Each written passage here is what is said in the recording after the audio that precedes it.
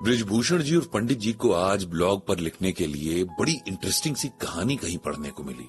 ये कहानी उन्हें इसलिए भी अच्छी लगी क्योंकि इस कहानी में उस सवाल का जवाब है जो सवाल उनसे कई बार पूछा गया है जब भी वे गीता ज्ञान सेशन के लिए कहीं जाते हैं या ब्लॉग पर लिखते हैं। पहले कहानी सुन लेते हैं, फिर उस सवाल की ओर आएंगे। कहानी इस तरह से है। एक बार एक गांव में एक बहुत बड़े संत आए। गांव के लोग उन संत के अपने गांव में आने से बड़े खुश हुए। गांव वालों ने सोचा कि इतने बड़े संत आए हैं तो क्यों ना उनसे कुछ ऐसा पूछ लें जो आज तक किसी को भी पता नहीं है। तब सभी गांव वाले संत के पास गए और बोले, महाराज हमें ये बताइए कि भगवान का पता क्या है, वो कहाँ रहते हैं। तब संत ने कहा कि क्या आप लोग मानते हैं कि भगवान है? सब मिलकर बोले, जी हाँ, हम सब मानते हैं कि भगवान है।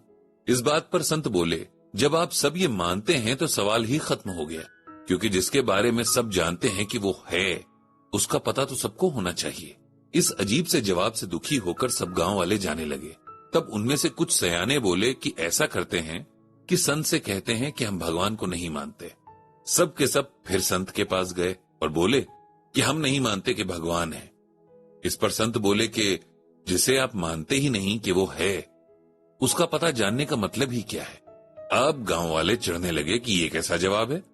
तब उन्होंने फिर से आपस में कुछ तय किया और संत के पास जाकर बोले कि हम में से कुछ लोग तो भगवान में यकीन रखते हैं और कुछ नहीं रखते हैं। अब संत बोले कि तब तो मेरा काम और भी आसान हो गया है। आप में से जिन्हें लगता है कि भगवान है, वो उनको समझा दो जिन्हें लगता है कि भगवान नहीं है। इससे तो गांव वाले बिल्कुल ही परेशान हो गए और संत के चरणों में गिर गए कि महाराज अब आप ही बताइए कि भगवान है या नहीं, हम कुछ नहीं जानते।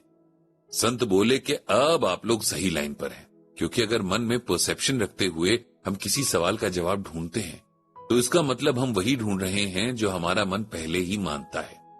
जब तक किसी बात के लिए हम न्यूट्रल नहीं होंगे तब तक सही जवाब मिलना मुश्किल है। ये कहानी उन सवालों का जवाब है जो लोग पंडित जी से गीता ज्ञान के बारे में ये पूछते हैं कि क्या गीता ज्ञान समझ पाना और अपनी लाइफ में उसे अप्लाई करना मुश्किल है।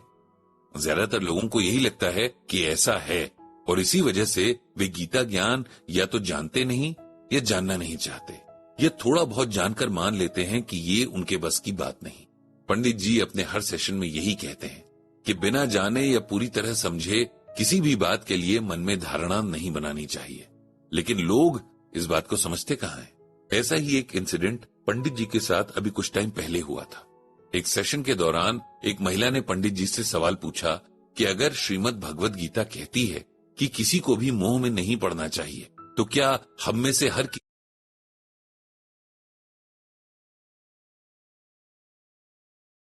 सन्यासी नहीं बन जाना चाहिए? क्योंकि दुनिया में रहते हुए, यहाँ के काम करते हुए ये पॉसिबल कहाँ हो पाता है। हम कितना भी अलग होना चाहें लेकिन हो नहीं पाते। कोई न कोई ऐसी बात या ऐसा काम हो ही जाता है जो हमें मोह माया के जाल में उलझा ही देता है। तब पंडित जी ने उनसे कहा कि आप जो क्वेश्चन कर रही हैं, बिल्कुल यही क्वेश्चन अर्जुन ने भी भगवान श्री कृष्ण से किया था जब भगवान ने उन्हें मोह माया के बारे में बताया था। अर्जुन का कहना था कि दुनिया में रहने से अच्छा वो साधु बनकर जंगल में चले जाएं, ताकि वहां किसी से ना अटैचमेंट होगा, ना नाराजगी होगी, न कोई मोह माया होगा, न कोई दुख होगा। तब भगवान ने कहा था कि आपकी बात ठीक है कि जब एक इंसान का दूसरे इंसान से कांटेक्ट ही नहीं होगा तो फिर कोई मोह भी नहीं होगा। लेकिन ये तो बहुत आसान काम हो गया।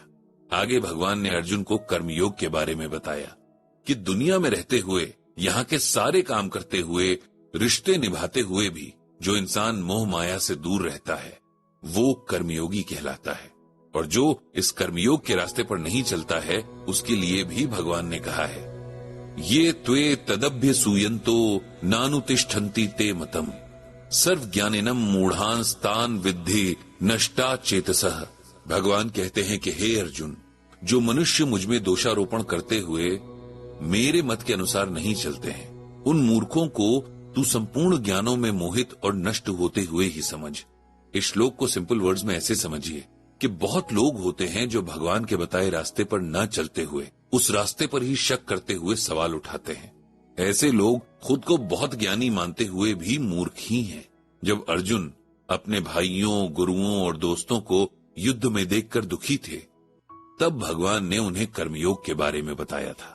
अर्जुन भगवान श्री कृष्ण से कहते हैं कि हे प्रभु, आप तक पहुंचने के और भी बहुत से रास्ते हैं, जैसे कि भक्ति और तपस्या, तो आप मुझे इस युद्ध में क्यों धकेल रहे हैं? तब इस सवाल के जवाब में भगवान श्री कृष्ण कहते हैं, हे अर्जुन, तुम क्षत्रिय हो और क्षत्रियों में भी सबसे श्रेष्ठ हो। एक क्षत्रिय होने के नाते तुम्हारा धर्म है युद्ध लड़ना। अपने धर्म का पालन करके ही तुम मुझ तक पहुंच सकते हो। इसीलिए चलो उठो और युद्ध करो।